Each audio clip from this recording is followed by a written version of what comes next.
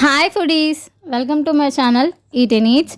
ఈరోజు నేను మీతో షేర్ చేయబోయే రెసిపీ వచ్చి అరటికాయ ఫ్రై రెసిపీ అనమాట. చాలా ఎమ్మీగా, చాలా టేస్టీగా ఉంటుంది. ఇలా ఒకసారి ట్రై చేయండి, మళ్ళీ మళ్ళీ చేసుకొని తింటారు, అంత బాగుంటుందన్నమాట. సో మనకి అరటికాయ ఫ్రై నాకైతే చాలా ఫేవరెట్ అనమాట. మీకు ఫేవరెట్ అయితే కామెంట్ చేయండి. సో ఫస్ట్ అయితే ఇక్కడ నేను అరటికాయలు తీసుకుంటున్నాను. అరటికాయలు వచ్చి 6 అరటికాయలు తీసుకున్నాను. తర్వాత ఏదైతే బియ్యం నీళ్ళు ఉంటాయి కదా, బియ్యం నీళ్ళలో వేసుకోవాలి. ఎందుకంటే అరటికాయలు బ్లాక్ అయిపోతాయి అన్నమాట. బ్లాక్ అవ్వకుండా ఉండడం కోసం ఇలా వాటర్లో బియ్యం నీళ్ళలో వేసుకొని కట్ చేసుకోవాలన్నమాట.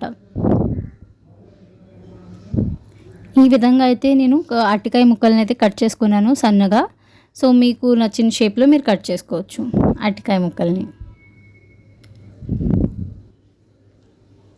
సో ఈ విధంగా కంప్లీట్గా వాష్ చేసుకోవాలి. ఒక 2 టైమ్స్ అలా వాష్ చేసుకుంటే మనకి ఏదైతే శాండ్ అలా వస్తుంది కదా, అలా రావన్నమాట కర్రీలో.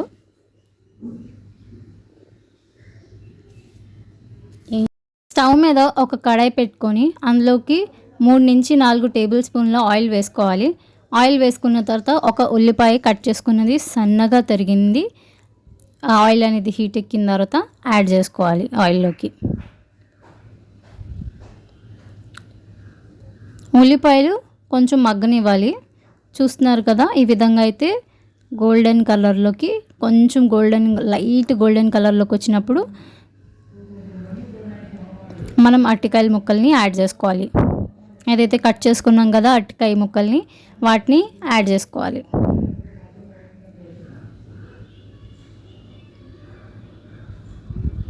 ఇందులోకి ఉప్పు తగినంత యాడ్ చేస్తున్నాను. నేనైతే 1.5 స్పూన్ యాడ్ చేశాను. మీరు ఉప్పు తగినంత యాడ్ చేసుకోండి. 1/2 టీ స్పూన్ పసుపు యాడ్ చేస్తున్నాను కలర్ కోసం.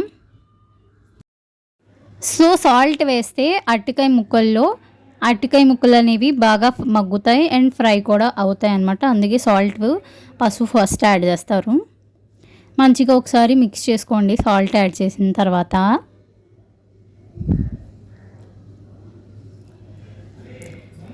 అరటికాయ ముక్కలు అనేవి బాగా మగ్గిపోతాయి కదా, ఒకటి తిని చూడండి ఫ్రై అయిపోయింది అని అనిపించినప్పుడు అందులోకి కారం యాడ్ చేసుకోవాలి. కారం వచ్చి నేను 1 స్పూన్తో యాడ్ చేసుకున్నాను. మీకు క్వాంటిటీ వచ్చి మీకు నచ్చినట్టు యాడ్ చేసుకోండి. 1 స్పూన్ ధనియాల పౌడర్ అనమాట, చిన్న స్పూన్తో యాడ్ చేశాను. తర్వాత 1/2 teaspoon garam masala add చేశాను. గరం మసాలా యాడ్ చేసుకుని ఒకసారి మిక్స్ చేసుకోవాలి. ఈ విధంగా కొంతసేపు ఫ్రై అవ్వనివ్వాలన్నమాట లైట్గా, ఎందుకంటే మసాలాలు వేసాం కదా అందుకోసం.